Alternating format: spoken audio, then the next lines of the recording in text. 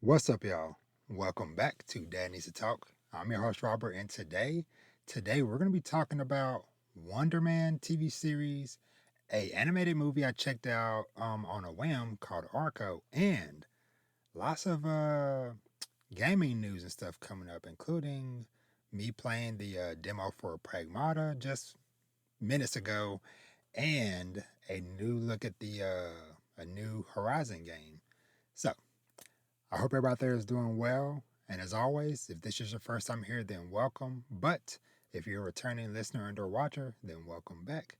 Y'all know here at Danny to Talk, it's all about fatherhood and family, manga, anime, TV shows, movies, and of course, some video games. So, man, it has been a pretty busy week for me. Trying to think like work wise, things are really ramping up, which is not a surprise. Hey, holiday break is over. We're in February now. Happy Black History Month to everybody out there. Happy Love is in the Air Month, I guess. But yeah, man, like things are super ramping up at work. Like we have this one project where we have to replace uh, over 300 devices for basically that we deployed years ago or whatever. It ended up not working out. So we got to pull them out, replace them all. So me and the guy I work with in the office every day, we've been prepping all of them or whatever to go out across the Metroplex. We have new clinics, new urgent cares, all that stuff. And some of them are humongous where, it's dozens and dozens of devices a piece. We have this freaking humongous neurology clinic opening up early March that's going to have like 40, 50 laptops by itself, not including, all the other devices that go along with that. So yeah, so work it's keeping me very busy. Home wise, family's good. The kids are kind of winding down the basketball season. My daughters, as of today, have two more games. The day y'all are seeing this on Friday the 6th, they're having their last home game of the season, and then one more game versus their rival next week. And then my son, his team, they have about 4 or 5 more games, so they have like another week past where the girls were. Mr. Vash being Mr. Vash, chilling and cool, and yeah. So home wise, overall good. Like I said, just work very busy, and yeah, we're just kind of in that transition period of basketball, kind of starting to wind down, and then figuring out what the kids are going to do next. Because more than likely, my daughters are going to go into track, though they did they did try out for flag football, so we'll see how that goes as well. Um, but yeah, so I'm very excited to dive into both of these things today, or all of this stuff today. So what I'm gonna do is I'm gonna talk about the show and movie up front, and then the gaming stuff will be in the back half of the show. So yeah, so not much else life stuff to talk about. I will say, uh, fifth anniversary of the podcast and Danny's Talk as a whole coming up next month. Man, it's freaking crazy that it's already been about to be 5 years since I started this journey and stuff. So yeah, so I am thinking on some things and trying to see what I want to do. Obviously, like I said, with schedule stuff kind of ramping up or whatever, getting busy, I'm trying to get myself organized to have some regular releases for y'all of different varieties and stuff. Um, in a kind of like more structured way. Monday, I just released a manga discussion about this manga series called the Kept Man of the Princess Knight. So check that out. Um, I finally read and caught up on the manga Galaxius. So I've already recorded my thoughts on that. Hint, very awesome. And that'll be coming out later this month to coincide with the uh, release of the English physical volumes. And there's another manga that's coming out next week that I've been kind of reading on and stuff. So hopefully next week you'll see another manga review. And of course, I'm playing some games and stuff. Like I'll talk about a little bit later, but I'm still been chipping away my way through Escape from Ever After, the kind of a Paper Mario fairy tale book style game I've been playing on my Switch too, whatever. It's still been super fun. So I don't know. I might try to do something with that as I keep playing with it, but we'll see. But yeah, so I got stuff coming up in the coming weeks and stuff, whatever. As we lead into the 5th anniversary of this and everything. So yeah. So and I think next week, if nothing else is going on, I might probably just do a check in on the winter anime season so far. Just talk about the shows that I've been watching and enjoying so far. So be on the lookout for that. Like I said, if that's not next week, maybe the week after. Um, and there's a movie I'm gonna go see this weekend, and if I enjoy it enough, you will hear about it next week as well. So, but all right, so let's go ahead and start diving into some of this stuff. And as always, there's gonna be timestamps in the description below for anything you want to jump ahead to. If you maybe haven't watched something or whatever, you can skip ahead to the next thing. But we're gonna start off with Wonder Man. So, Wonder Man is a new Marvel TV series, uh, short series, 8 episodes, and they were only 20, 30 minutes a piece, if that. Um, Now, going into this, whatever, I knew nothing. I don't know if I've even heard of a hero character called Wonder Man, but the posters and the imagery and stuff, whatever, looked interesting enough. And I was like, why not? And I ended up really enjoying it. So that's why a lot of times like stuff like this is cool to just give it a shot. That is one thing I love about growing up in the modern times and stuff, of how there's such easy access to all these different avenues to get thoughts or to just try stuff out for yourself. And so they dropped all 8 episodes at once.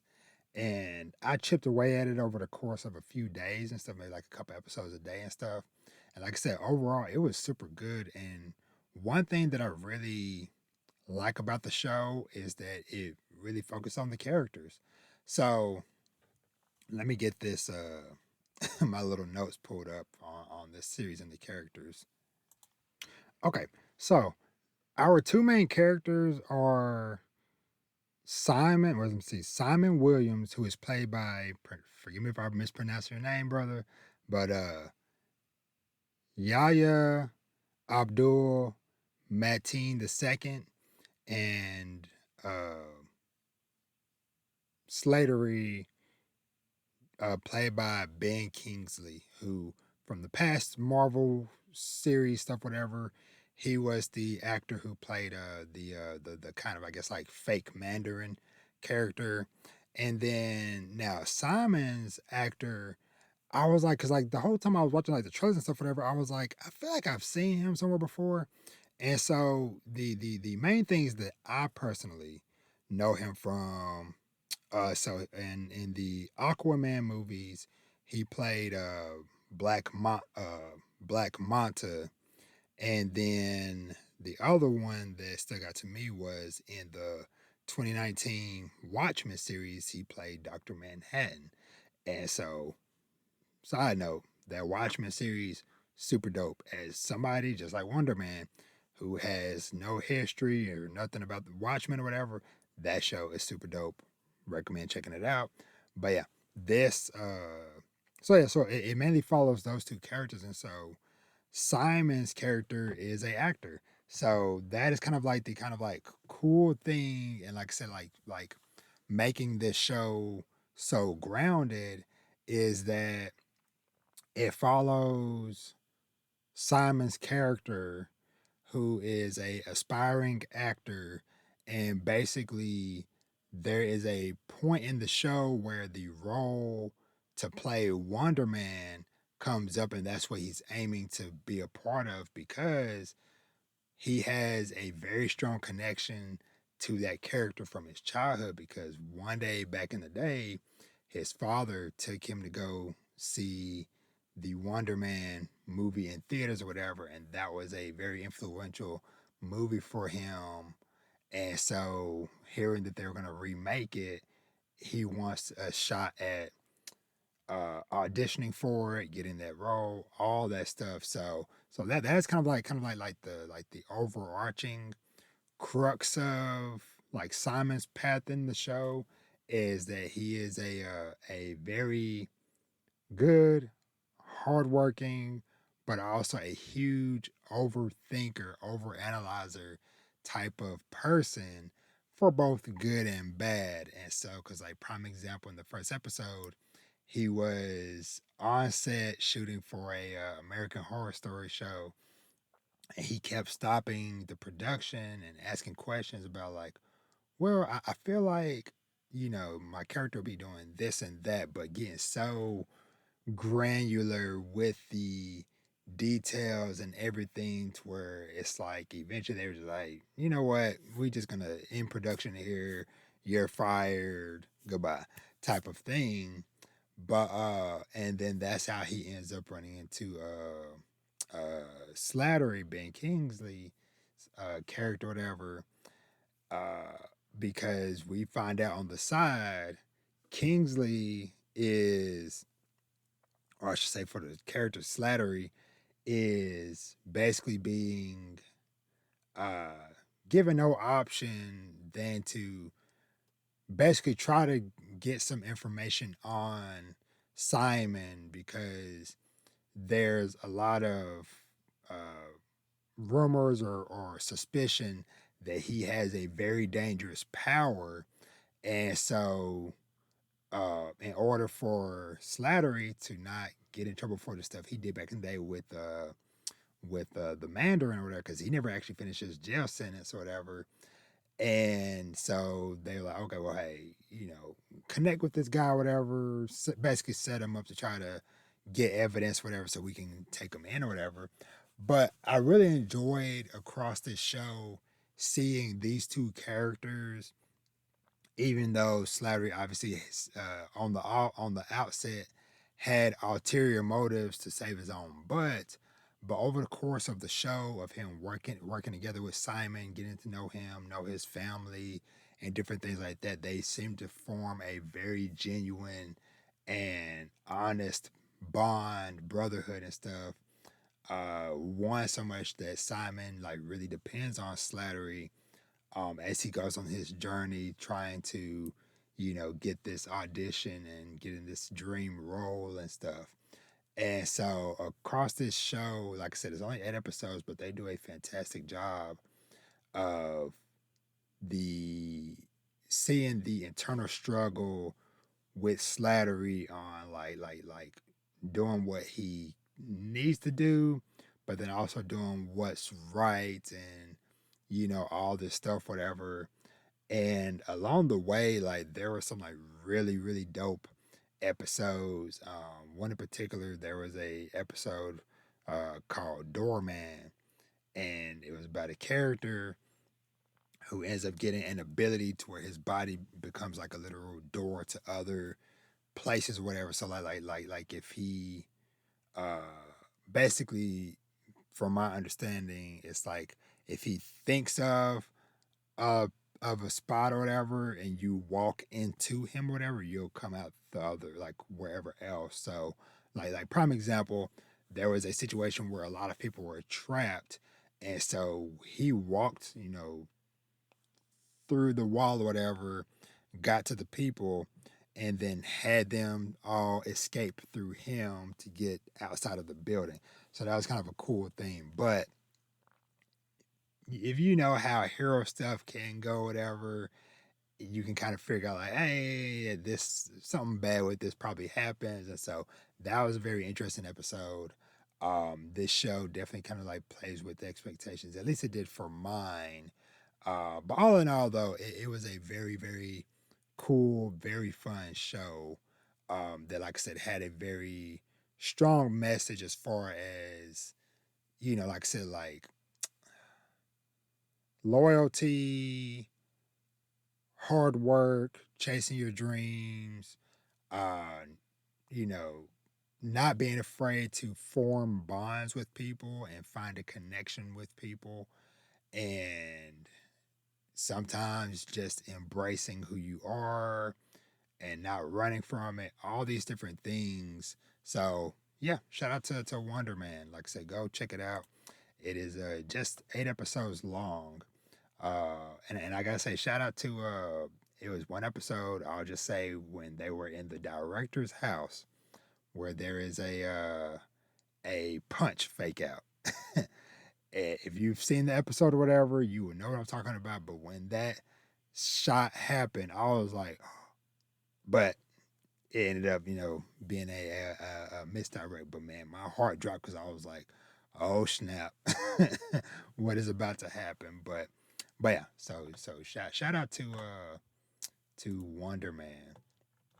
All right, now this next one uh is Arco. So let me get my stuff put up for Arco.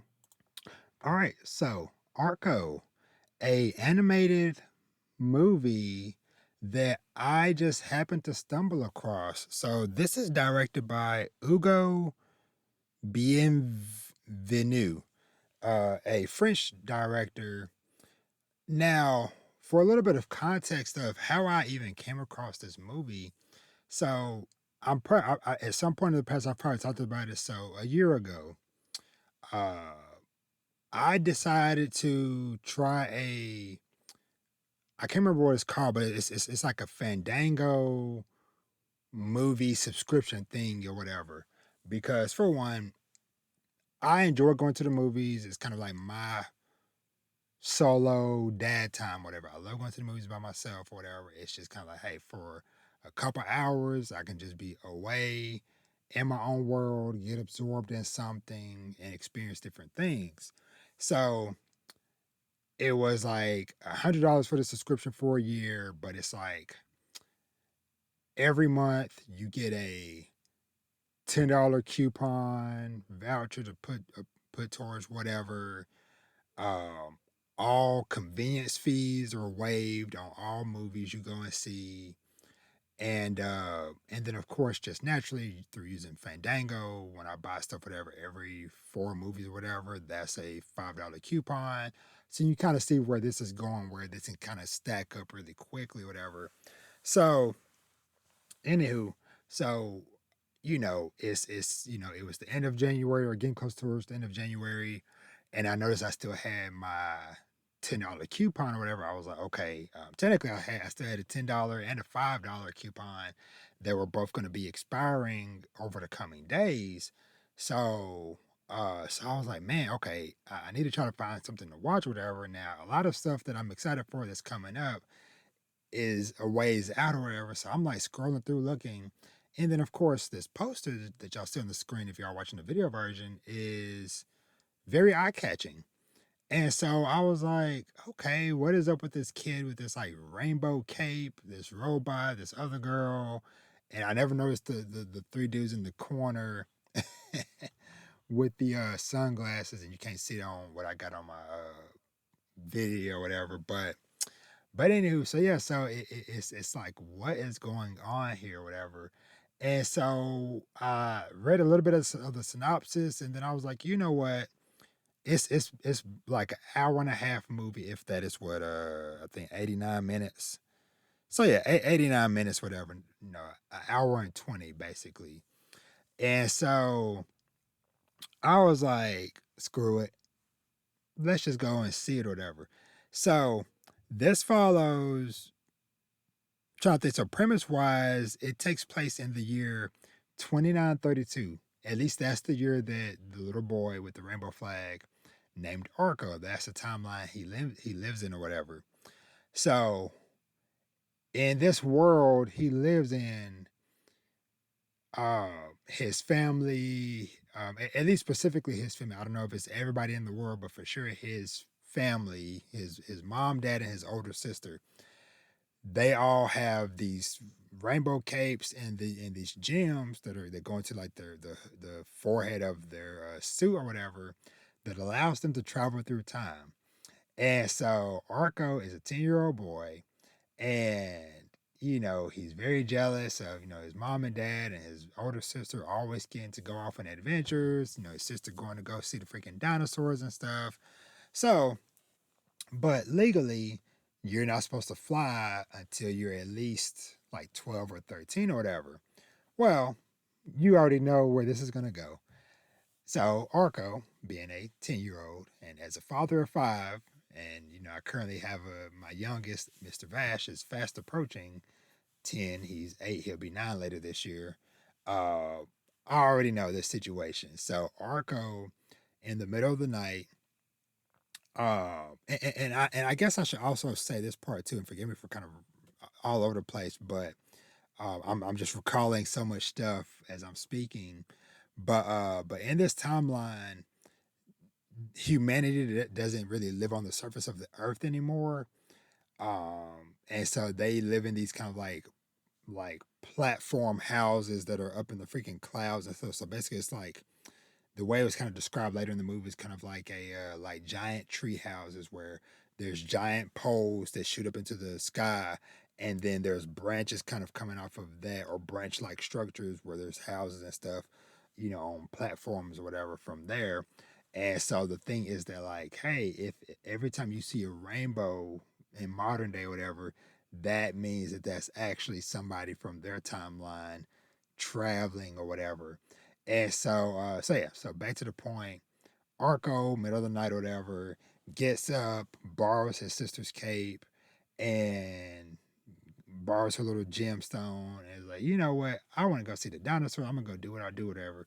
Of course, things go horribly wrong, and he ends up in the year 2075, and his device gets broken. He loses the gem. And so he ends up meeting this young girl named, I believe her name was Iris. Yeah, Iris. And that's where things go on. Now, Iris, she, kind of on the flip side, uh, longs for change and things to happen because basically it is her baby brother, like literally baby brother, like he's under one or under two for sure. Um, Live at home with this robot, which let me see, the robot is it Dougie? I can't remember, but no, Mickey, yeah, Mickey. Um, so this robot takes care of her and her baby brother because her parents are always away at work and traveling and stuff, whatever. So you know, so anywho, so she's the one that discovers Arco crash landed in the woods and stuff, and kind of starts asking questions, brings him home, all this different stuff, whatever. And that's kind of where the journey begins. Now, the three guys off in the corner. Let me see if I can put this in the image. Hold on. Okay, I'll restructure things a little bit. So yeah, so these three guys in the bottom corner of this poster, um, they end up coming across or seeing the rainbow streak across the sky, or whatever. Now, their backstory is that years ago when they were kids, they thought that they had saw some weird rainbow person, or whatever. And they tried to, convince people, whatever. Obviously, nobody believed them and stuff, whatever. So their whole lives, they've spent chasing this or whatever, and now they're like, oh, we actually, are close to finding proof. But all in all, though, this movie, like I said, at its core, was just so sweet, heartwarming, endearing. Because, like I said, you have these two characters who, like I said, Arco, young, naive, has his family and stuff, whatever. But of course, curiosity ends up getting him in trouble. And then you have Iris, this young girl who, it's just her baby brother, and this robot, and she longs for her parents and, just escape and just changing her life, whatever. These two characters coming together forming a friendship, and then just like on this journey of trying to figure out how to get Arco back home. So I don't know when this movie might become more widely available, because looking at its schedule or whatever, so it was released at like a film festival like last summer, then in France in October, and then it just came to the US like a week ago or whatever, and like limited showings. But all in all though, I would say it is one, if you can find it in your theater somewhere, or if it hopefully someday soon come to a streaming service or whatever, please check this movie out. Like I said, because like I said, uh, I'm happy, going back to what I was mentioning earlier about me with the movie subscription, whatever. This is one of the prime examples of why I am happy that I had that subscription in order to be able to discover uh, movies and stuff like this. Because, like I said, I was in a situation where it's like, man, okay, I only got a few days left. I need to figure out something to watch, or hey, the coupons are going to waste.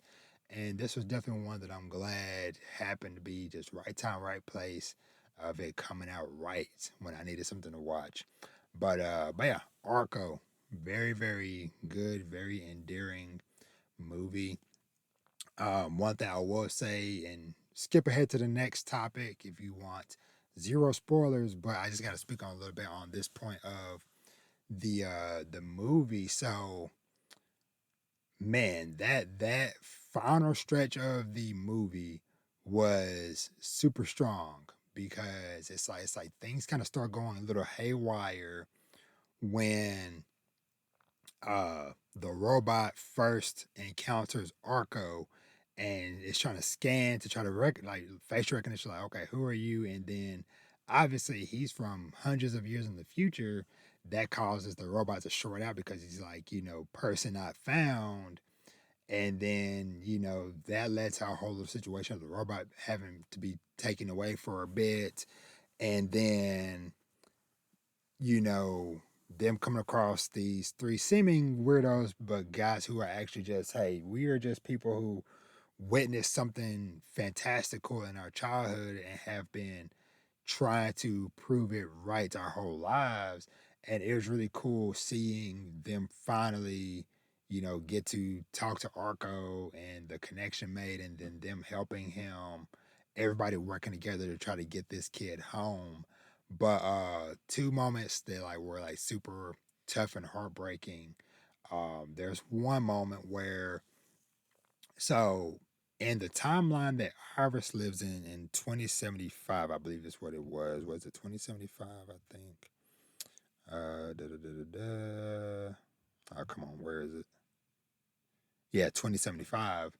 Um, Everybody's homes, all buildings, whatever, have these little protective domes that come up and enclose them during, like, if there's like a very bad storm or whatever. And so there's like this like very bad fire that breaks out when Arco is trying to escape. And first of all, there was like a heart clenching moment, because Iris begs Arco to take her with him, but obviously he's 10 years old and she's maybe 14 or something. She's a teenager as well. So she's not much older than him, but like she tries to get him to fly her off with whatever. But of course, he's 10 trying to carry a teenager.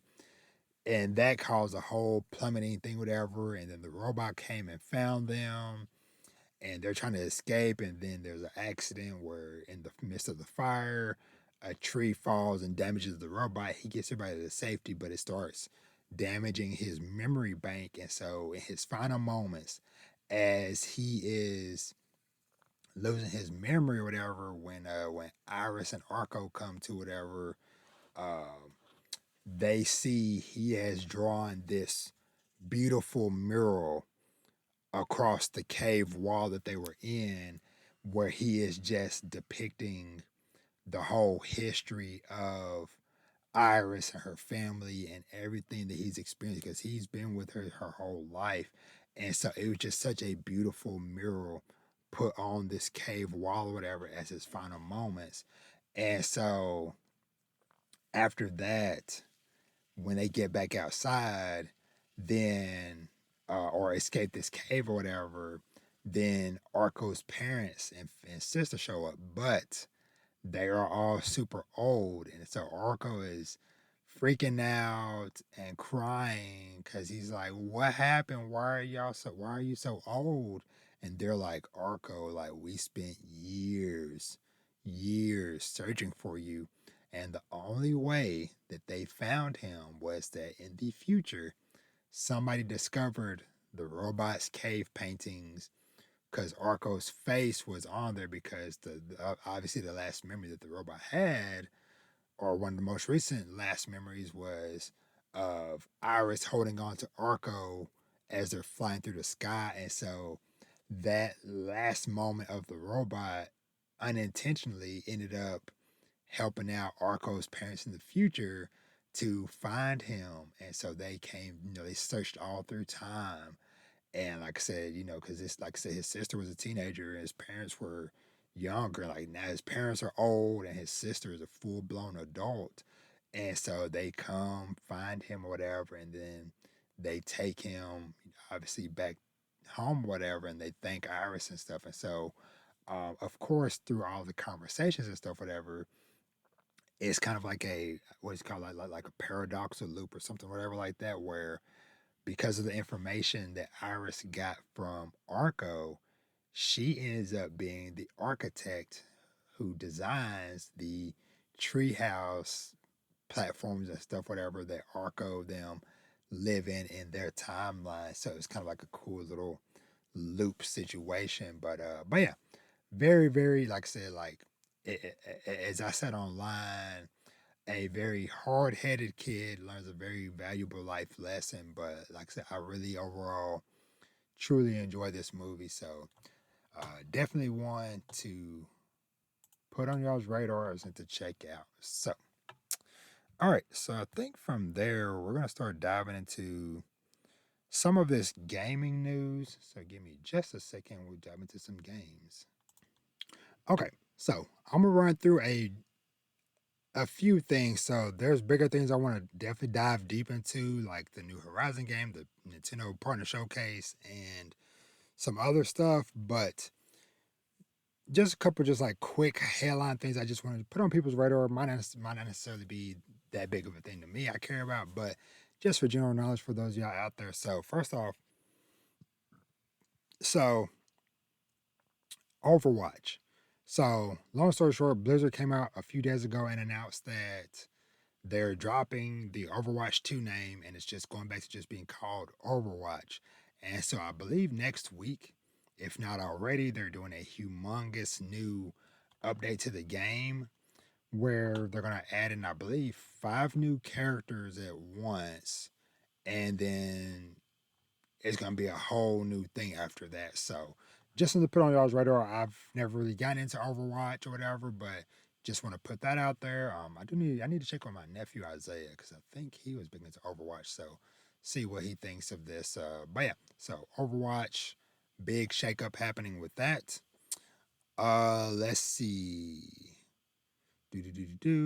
Borderlands 2, or Borderlands 4 Switch 2, that port is pretty much on pause right now. It seems like there's been a lot of technical difficulties with Borderlands 4 since launch. And so, seeing how the performance stuff was on PC and consoles at launch, yeah, a lot of people kind of figured that the Switch 2 release kind of get pushed back as well. Let's see. One that I was hoping to be excited for, but is a big disappointment, is the Ubisoft announced the Division 1 Definitive Edition. It's $50. It's gonna have all the DLC and stuff, whatever. But aside from that, nothing else. No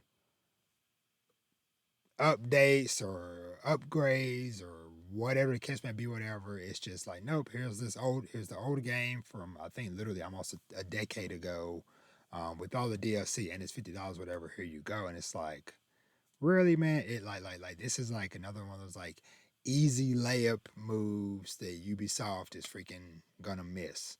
So very disappointing to see that, but not surprised with how Ubisoft has been doing in recent memory. Let's see. A game I've been excited for called Constance. It is a kind of like a 2D Metroidvania style game, kind of like in the spirit of like Hollow Knight type of games. It only came out on PC last year, but we finally got a date, at least for the Switch 2 release. It's coming out May 1st, so I'm very excited for that. And they said on their social media when I was looking up this was that the other consoles, PS5 and stuff, whatever, shouldn't be too far behind. So it seems like by next summer or whatever, we'll have it on more platforms, but I'll definitely be keeping my eye on that. Game release stuff. So just a quick little note about High Guard. Now, a lot of y'all know I've mentioned it before, and I'll mention it again a little bit later. I'm not much of a online multiplayer guy. That is just not my thing. But High Guard came out, got a lot of bad rap because of it being the last announcement at the Game Awards. And we found out, like, in the last couple of weeks, that they were originally planning on just shadow dropping it, just like they did back when they were at Respawn with Apex Legends, where that just kind of came out of nowhere and it was like, hey, new game, boom, here you go.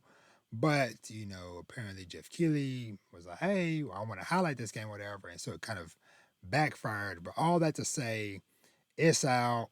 I gave it a try. I only played through like the tutorial area and just was like, yeah, this just is not for me. Now I do see bits and pieces of it that is like, okay, I could see something there, and there have been people that have been enjoying it. So, cause this is one of those situations to where it's like, okay, hey, the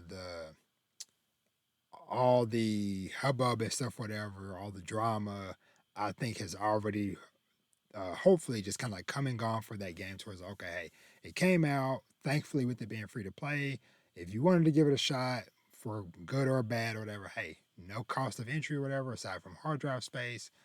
People played it, bashed it, but on the positive side, the developers took a lot of feedback from people, and within a couple of days, they updated it from, or they added in another because the game is 3v3 by default, but they added in a 5v5 mode, and so a lot of people seem to be happy, or at least that's like a positive sign of like, hey, they're already push an update, and this game wasn't even hasn't even been out for for only a few days and stuff. So that was very dope and cool to see. Now, as far as like gameplay wise, so the kind of structure of this game, so like I said, it is a 3v3 team based kind of like semi tower defense shooter style game to where both teams have like a base that they're defending. And so basically, when the match starts, you are kind of like taking a little bit of time reinforcing your base as far as like, barricading or, strengthening the barricade on the windows and stuff, whatever like that. Then the next phase is you go out into the world, and for like a couple minutes, you have time to kind of go out, gather loot and stuff, whatever, whether it be weapons, armor, all that stuff. Which this part you can definitely see the Apex Legends influence because you can definitely see. I never really got into Apex Legends myself, but I've watched my wife play dozens, if not hundreds of hours over the years, whatever. So I can recognize their, stuff, whatever. But yeah, you go gather resources or whatever. You can also mine these little crystals that are on the field if you want to just go to the shop and buy some armor and stuff, whatever. And then there is this sword called the Shield Breaker, I believe, that spawns somewhere on the map. You fight over that, you get it, take it to your opponent's base, kind of like a capture the flag type situation, whatever.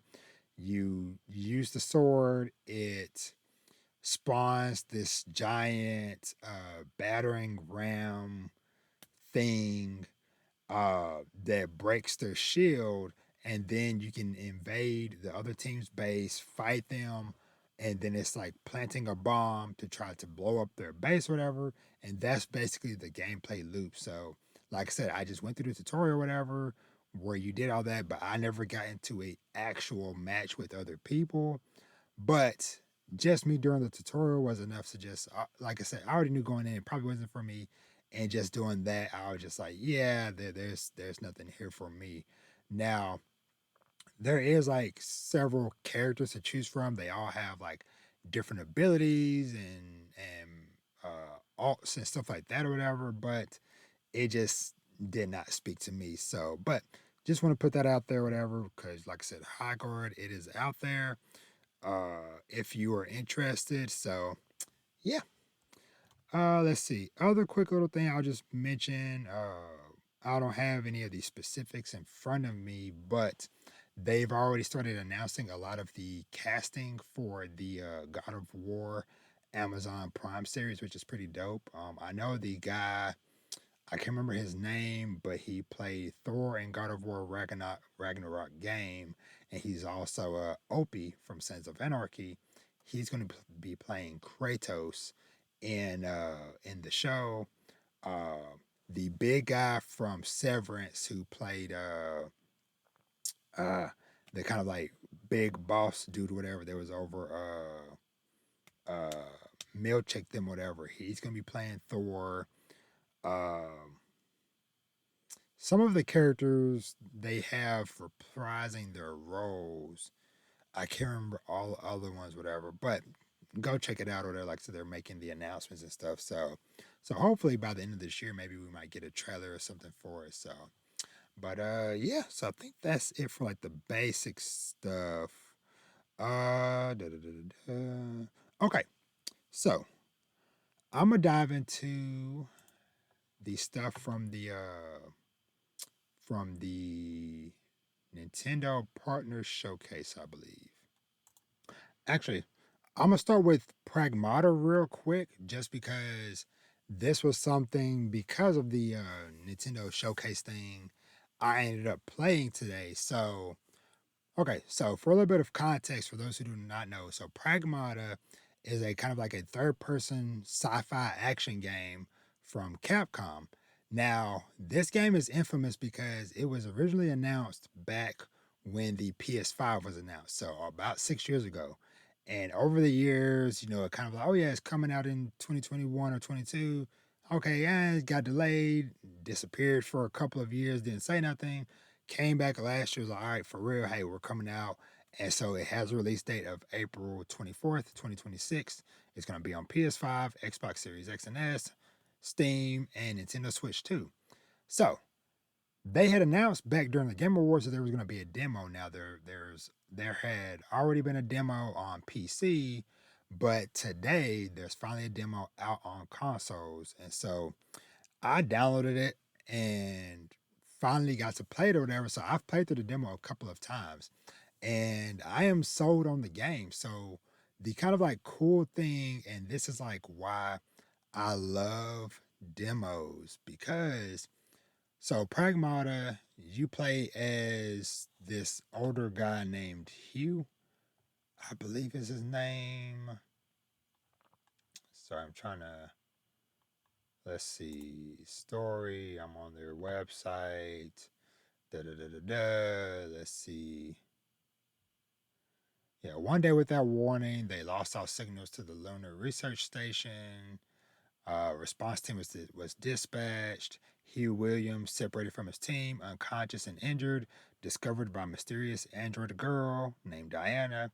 And so yeah, so you play as this guy Hugh in this spacesuit that you're in. Like I said, you're on the moon, at least starting at this part of the game, and you have this little android girl named Diana on your back. Now, the kind of like interesting thing with this game is that it has this uh loop of hacking and action to where this is why, going back again, why demos are so key, because watching the trailers and stuff, whatever, it's like watching it and hearing people, on podcasts and stuff that got to play it at conventions or whatever.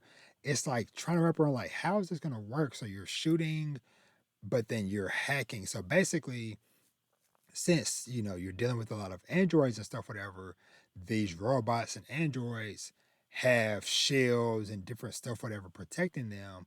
So Diana, since she is a android herself, can hack into these different androids and stuff, and so basically take away their shield and stuff, and then that allows you to use your different weapons to hack and stuff. And so the cool thing, let me grab my controller real quick. Okay, so I had to get my controller real quick. So when you're playing, so obviously like shooting whatever, you're still doing L2 and R2 to like aim and shoot or whatever. But while you're doing that, your thumbs are on the face buttons. So like example, I got my PS5 controller in my hand, so X, square, circle, triangle. So you're using those to navigate left, right, up, down on this grid thing for the hacking mini game, because basically you're trying to bypass. Um, there's different little things within the hacking that uh, that you'll bypass or whatever on your way to get into the little check mark thing. So if you're watching the video version of the podcast, whatever, you can kind of see like a little clip of it on screen now, whatever. But like immediately when I saw that, when I was playing the demo, whatever, and saw the button layout, I was like, oh, okay, awesome. This makes sense, whatever. And of course, yes, it is a lot of kind of like fumbling around when you're first kind of messing with it and stuff. Of like, okay, trying to get used to, basically because I would say it's really like multitasking and really hand-eye coordination, because it's like, okay, you still have to keep on the move because these androids and other things flying around, running towards you, whatever, you're still running around having to dodge and stuff, and then do the little hack thing really quick. But like I said, it's pretty fast because I said you're just moving or whatever. But immediately I was like, okay, I get it. And like I said, that's why I ended up running through the demo a couple of times, because I'm like, okay, I fumbled my way through the first time, took me about 30 minutes, whatever, and then I ran through it again, did that level with the boss fight in 14 minutes, whatever. So all this to say, you're navigating these environments, whatever. Like I said, using the girl to hacking stuff and using the different weapons to attack. Um, you have your thrusters, so you can kind of like jump, like I said, because you're on the space station, so you're of course jumping across gaps and stuff, whatever, hovering, different things like that or whatever. So I am very excited to try the actual full release now, and to see all these different systems at play, and hopefully maybe seeing like what other upgrades and different stuff uh, might come along with your suits and your weapons and with Diana and stuff. But all in all though, like this was a well worth demo. And so like I said, if you're out there listening to this, whatever, and you have any, doubts or reservations about it or whatever, check it out. Like I said, because honestly, I'm probably gonna even download the demo and try that on Switch too, just to see how it feels. Because I saw a lot of people today online being like, "Hey, yeah, the Switch 2 demo was really good or whatever too." So yeah. So like I said, just wanted to put that on people's radar. Pragmata. I'm actually bummed now that it is end of April. I was hoping, I was like, "Ooh, okay, this is maybe a March release." No, it sadly is not. But yeah. So we'll be on the lookout for it. Now, speaking of March releases, really quickly, I just want to look at this calendar here, because let's see, because this month in February, let's see, anything major on my radar. I know a lot of people, of course, are just biding time for Resident Evil Requiem to come out later this month. I'm not a Resident Evil fan, so that's not for me. I've mentioned previously, like Marathon continues to look better and better because they've been showing new video stuff for all the different characters, whatever, every week. Replaced, that might be one that I might check out early next month. Let's see what else is Life is Strange Reunion that got announced, so we'll see. Oh, that Mouse PI for Hire game. Yeah, this game is one that there's another gameplay trailer for it, but it's got a date of March 19th. So that'll definitely probably be one that I'm gonna be playing next month. And then yeah, nothing else really for March. So then yeah, April, yeah, Pragmata, but it's at the freaking very end of April, man.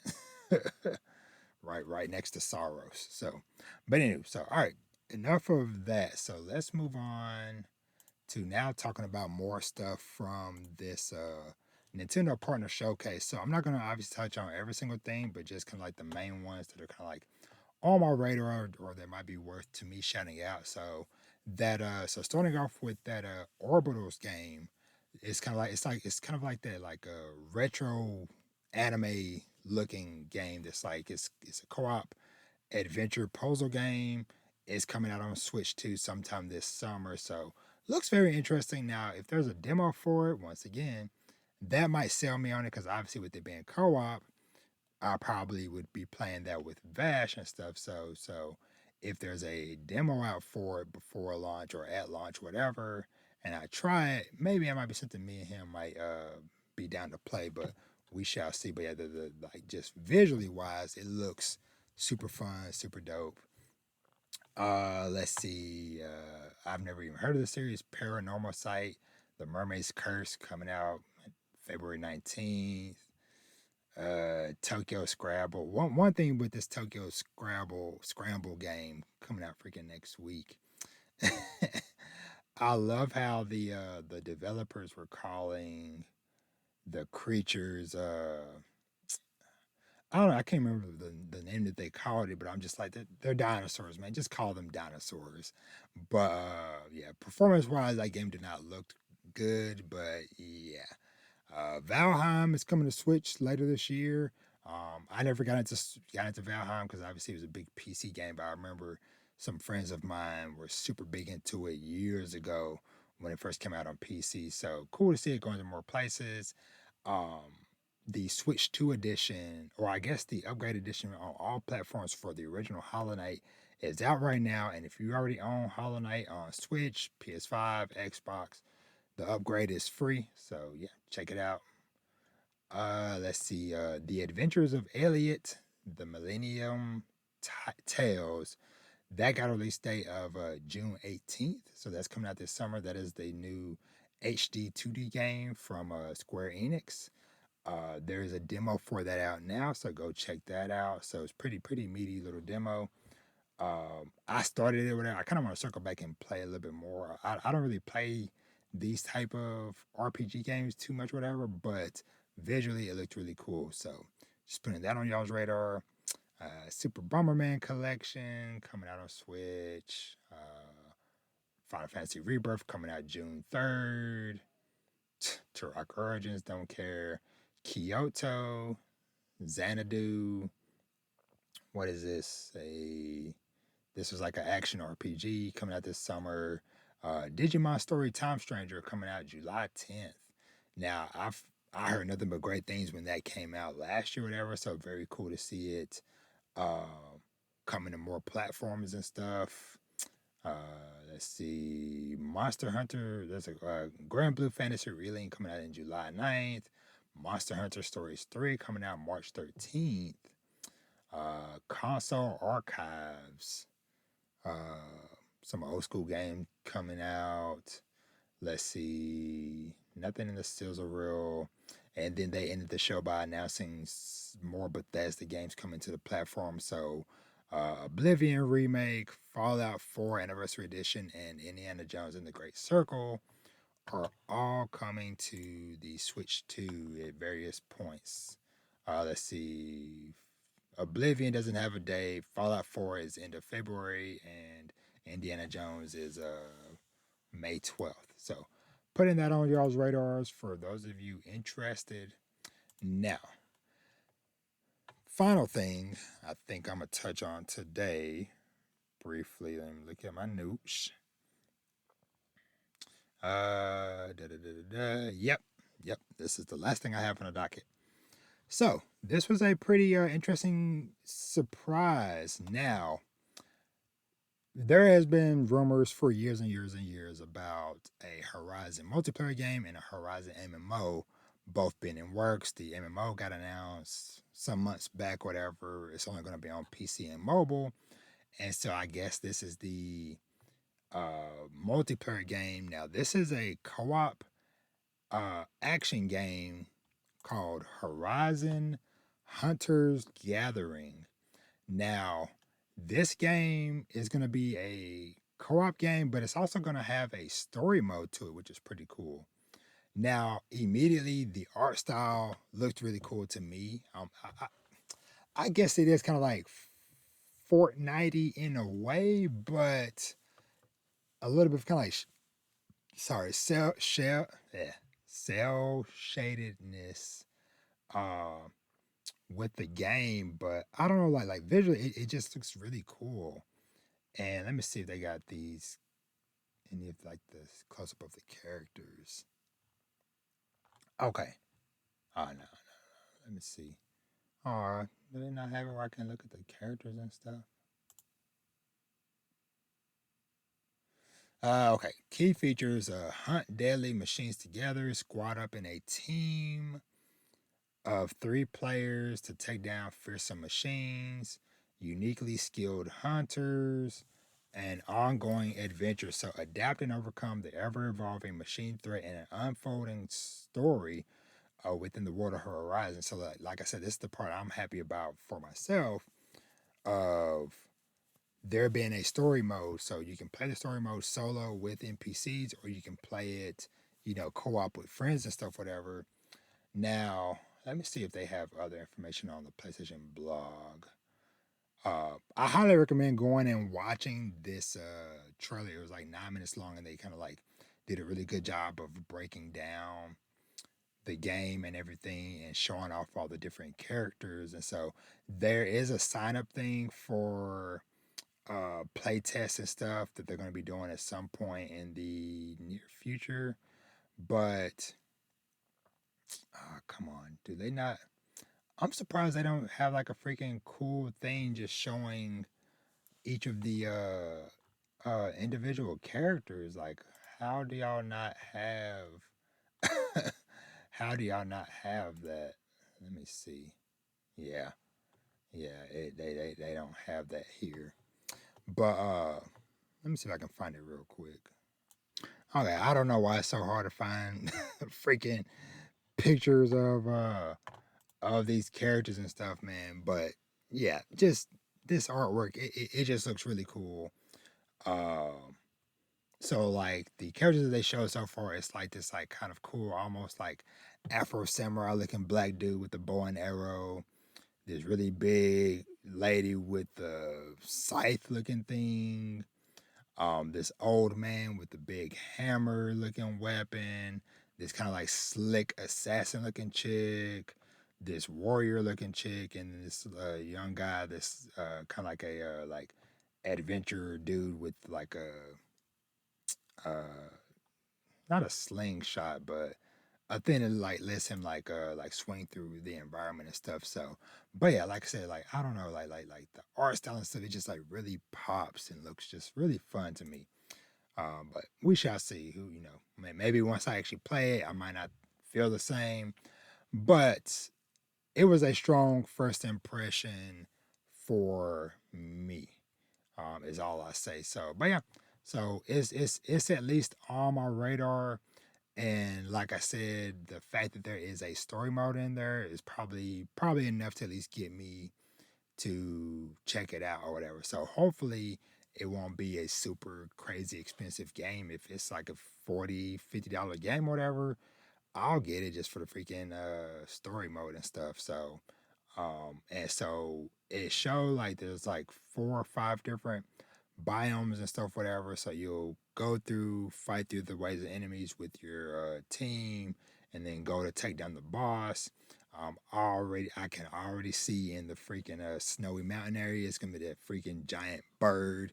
I still remember that moment in the first game, the first time you go up into like that snowy area and the weather's crazy, whatever, and like that sucker just appeared from a mist. Like you can hear it sound or whatever, but obviously you ain't know what it was.